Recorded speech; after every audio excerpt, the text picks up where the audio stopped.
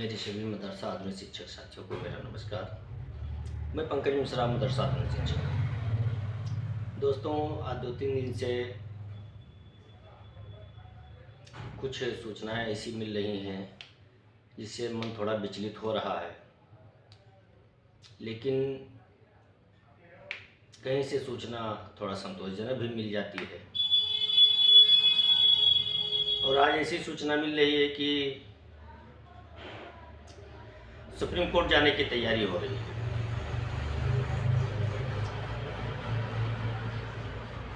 Teacher association के तरफ से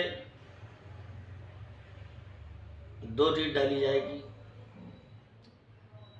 एक प्रबंधन समिति की तरफ से रीट डाली जाएगी, ऐसी सूचना मिल रही है। एक पेपर का कटिंग वायरल हुआ है, उसी से सूचना मिली है।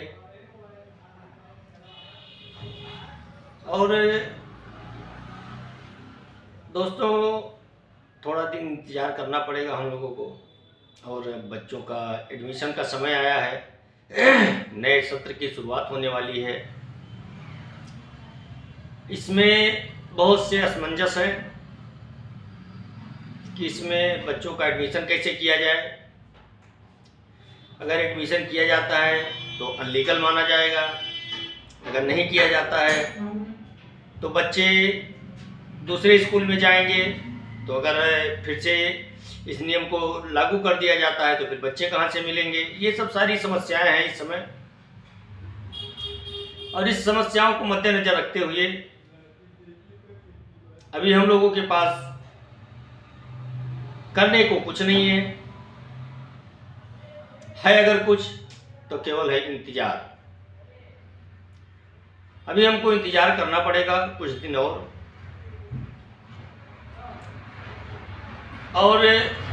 रही बात योजना की, आदेश आने के बाद मदरसा संबंधित सभी शाखाएं बंद हो चुकी हैं। जो मदरसा बोर्ड के अंतर्गत आती हैं वो सभी संस्थाएं बंद हैं। इसमें अभी कुछ भी कहना जल्दबाजी होगा, क्योंकि अभी कुछ लोग सुप्रीम कोर्ट जाने की तैयारी में हैं। अब सुप्रीम कोर्ट में क्या होता है वो देखने वाली बात होगी। लेकिन इसी बीच एक सूचना और है मानदेय बकाये को लेकर के। आज 29 तारीख है। आज मानदेय बकाये को लेकर के जो रिव्यू पिटीशन डाला गया है उसकी आज पहली डेट है, पहली सुनवाई है। अभी उसका कोई न्यूज नहीं आया है, कोई सूचना नहीं मिल पाई है। लेकिन आप लोगों से मैं कहना चाहता हूं कि मेरे भाई, संकट का दौर है और एक दूसरे का सहारा बने। इसमें किसी के ऊपर ऐसी टिप्पणी ना करें कि जिससे उनके मन को तकलीफ पहुंचे। हाँ, इतना जरूर है कि अगर आपको उसमें कुछ संदेह दिखाई देता है तो आप सवाल पूछ सकते हैं, लेकिन कोई ऐसी बातों का जिक्र ना किया करें जिससे किसी के भावनाओं को ठेस पहुंचे। और कुछ लोग ऐसे हैं, वो देख करके मन थोड़ा दुखी हो जाता है कि जिनके लिए प्रयास करो उसी में से कुछ लोग अनर्गल बातें करते हैं तो अच्छा नहीं लगता है। क्योंकि आप जानते हैं कि हम लोगों के हाथ में एक ही चीज है, कोशिश करना, परिश्रम करना, अपनी आवाज को वहां तक पहुंचाना जहां तक पहुंचाने की जरूरत है। और उसमें हम लोग कहीं ना कहीं सफल भी हुए हैं। अब रही बात समायोजन की, तो ये काम सरकार का है। इस पर सरकार विचार करेगी। इसके आगे सरकार क्या योजना बनाती है, या सबको बेरोजगार कर देती है, या सबको इसे भूखा नंगा रहने पर मजबूर करेगी, ये सरकार का काम है। उसमें पढ़ाने वाले सभी मदरसा आधुनिकीकरण शिक्षक इस समय दलदल में फंसे हुए हैं। अगर आगे कदम बढ़ाते हैं तो भी और गहराई में जाने का डर है, अगर पीछे कदम उठाते हैं तो भी गहराई में जाने का डर है। अब वो इस समय इस ऐसे दलदल में फंसे हुए हैं कि भीड़ तो दिख रही है, लेकिन हाथ पकड़कर उस दलदल से निकालने वाला कोई नहीं दिख रहा है। भीड़ तो आसपास बहुत दिख रही है उस दलदल के नजदीक, और ऐसा भी लगता है कि इतने लोग हैं, इतने लोगों में भी हम लोगों का हाथ पकड़ करके कोई निकाल लेगा, लेकिन फिलहाल तो ऐसा नजर नहीं आ रहा है कि उस दलदल से कोई निकालना चाहता हो हम लोगों को। हाँ, इतना जरूर है कि कुछ लोग निजी स्वार्थ के कारण ये जरूर सोचते हैं कि ये लोग उसी में धंसे रहें तो हमारा काम हो जाएगा, लेकिन ये उनकी गलत सोच होगी, क्योंकि जो दूसरों के लिए गड्ढा खोदता है उसके लिए ऊपर वाला गड्ढा खुद तैयार कर देता है।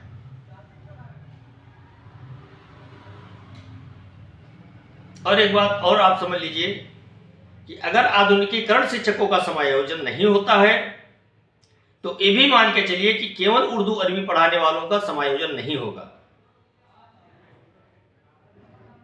अगर उनका समायोजन होता है तो हम लोग भी अपना पक्ष रखेंगे। हालांकि अपना पक्ष हम लोग रख रहे हैं, अभी भी रख रहे हैं, लेकिन अगर केवल उर्दू अरबी पढ़ाने वाला एक सरकारी शिक्षक बन जाता है और जो सभी विषयों को पढ़ा रहा है उसको दर दर भटकने के लिए मजबूर कर दिया जाता है, तो ये न्याय उचित नहीं होगा। इसलिए मेरे भाई, आप लोग धैर्य रखें और कोशिश जारी है। जितना हो सकता है उतना कोशिश किया जा रहा है, कोशिश में कोई कमी नहीं छोड़ी जाएगी। होना ना होना ऊपर वाले के हाथ में है, सरकार के हाथ में है। अगर हम लोगों का मुकद्दर खराब बिल्कुल नहीं होगा तो हम लोग भी कहीं ना कहीं समायोजित किए जाएंगे, या हो सकता है कि कोई नई योजना बना करके हम लोगों को उसमें रखा जाए। जो कुछ भी होगा वो तो आने वाले दिनों में ही पता चल पाएगा।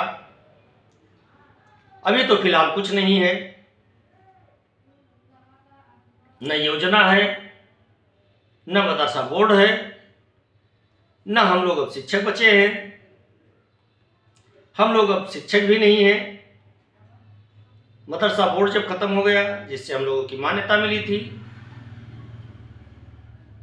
और ये सिर्फ उन लोगों के वजह से हुआ है जो लोग हम लोगों को देखकर मुस्कुराते थे,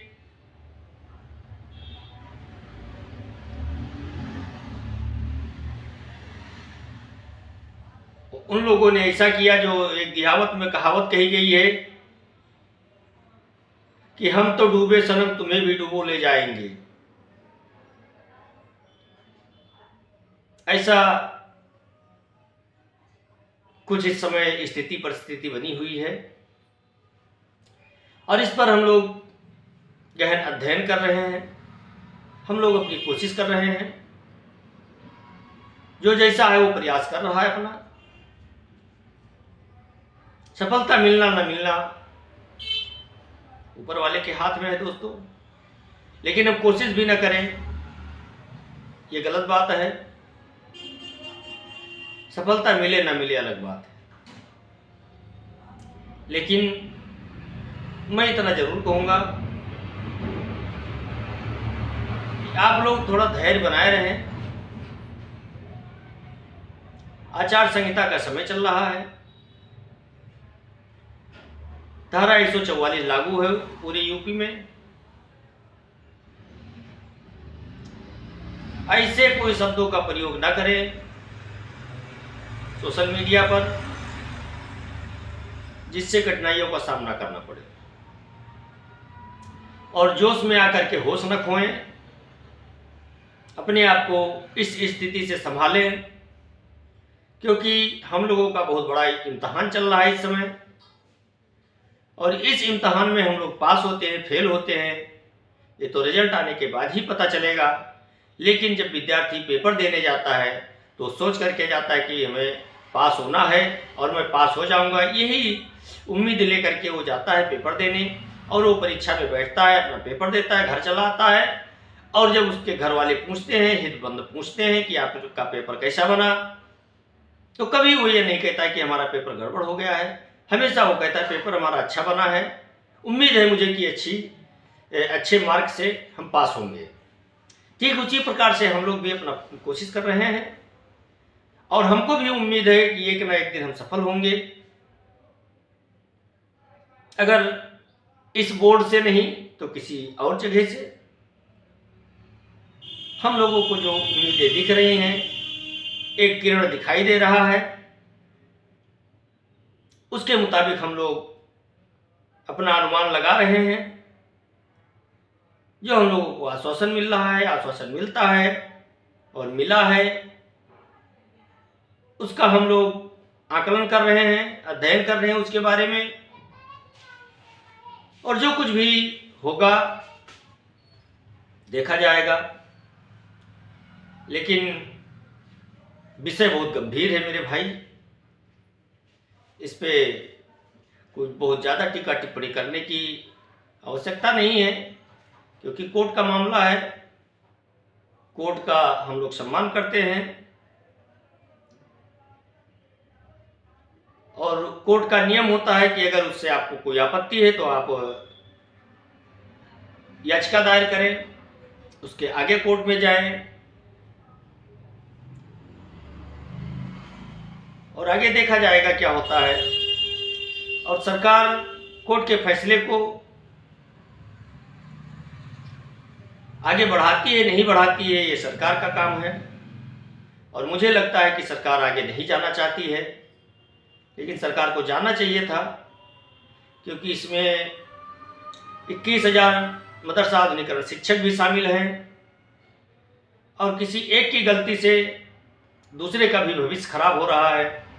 तो इस पे सरकार को विचार करना चाहिए कि मदरसा आधुनिकरण शिक्षकों की इसमें क्या गलती है। इसमें मदरसा आधुनिकरण शिक्षकों की तो कोई गलती नहीं है, जिसकी गलती है उसको उसकी सजा दी जाए। हम लोग उसका कोई विरोध नहीं कर रहे हैं, हम लोग केवल अपनी मांग मांग रहे थे, और अपनी मांग अभी भी मांग रहे हैं। हम लोगों का शुरू से लेकर आज तक 2 ही मांग है। हमारी योजना अगर नहीं चलती है तो हमको कहीं समायोजित किया जाए और हमारे बकाये का भुगतान कराया जाए। यही मांग हम लोगों की शुरू से लेकर के आज तक थी और है, और आगे भी रहेगी।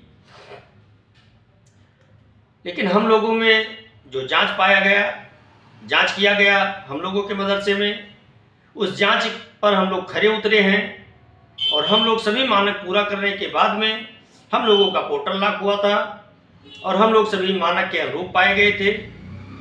इसलिए हम लोगों में वो गड़बड़ियां नहीं पाई गई। गड़बड़ी अगर पाई गई तो एडेड मदरसों में पाई गई, जो सरकार के द्वारा अनुदानित थे। और अगर आज हम लोगों की हालत बनी है तो उसके जिम्मेदार केवल वही लोग हैं। उन लोगों के पास पैसा है, वो लोग कुछ भी कर सकते हैं। हम लोगों के पास तो पैसा है नहीं। हम लोग अगर कोर्ट भी जाना चाहें तो उसके लिए हम लोगों के पास चंदे की पैसा नहीं है। हम लोग कोर्ट कैसे जा सकते हैं? तो हम लोग केवल एक ही चीज़ कर सकते हैं अनुनय विनय कर सकते हैं जो कर रहे हैं। और दोस्तों, अगर ज़रूरत पड़ेगी तो उसके लिए भी आप लोगों से मशविरा किया जाएगा कि आगे कौन सा कदम उठाना है। लेकिन फिलहाल कहीं से कुछ आश्वासन मिल रहा है, उस आश्वासन के बल पर हम लोग जिंदा हैं भी, और उसको देखते हुए हम लोग अभी शांतिपूर्वक परिस्थितियों पे नज़र बनाए हुए हैं। और जो कुछ भी होगा वो देखा जाएगा। आप लोगों से मैं पुनः एक बार फिर विनती करना चाहता हूं कि मेरे भाई, आप लोग कोई ऐसा कदम न उठाना जिससे परिवार को, खुद को कोई नुकसान उठाना पड़े, परेशानियों का सबक बनना पड़े। ऐसा कोई कार्य आप नहीं करेंगे जो संविधान के दायरे में ना आता हो। धैर्य बनाने की आवश्यकता है इस समय, ज़्यादा विचलित होने की आवश्यकता नहीं है। आप लोग धैर्य बनाए रखें। बाकी हवा तो हम लोगों के विपरीत बह ही रही है और हम लोगों के विपरीत तेजी से हवा चल रही है। और इस उम्मीद के साथ हम लोग बैठे हुए हैं कि हवा का रुख मुड़ेगा तो हम लोगों के भी परिवार में खुशहाली आएगी। हम लोगों के मान सम्मान पे जो ठेस पहुंचा है, खोया हुआ मान सम्मान हम अपना वापस पाएंगे। इसी उम्मीद के साथ हम लोग अभी परिस्थिति को देखते हुए इंतजार कर रहे हैं। और आगे जैसे भी हमको कोई भी सूचना मिलेगी, आप लोगों को वीडियो संदेश के माध्यम से हम जरूर बताने का प्रयास करेंगे। तब तक के लिए अपनी दुआओं में मुझे याद जरूर करना और अपना प्यार आशीर्वाद बनाए रखना। और आप लोगों से मैं विनती चाहूँगा अब फिर अगले संदेश के लिए। नमस्कार।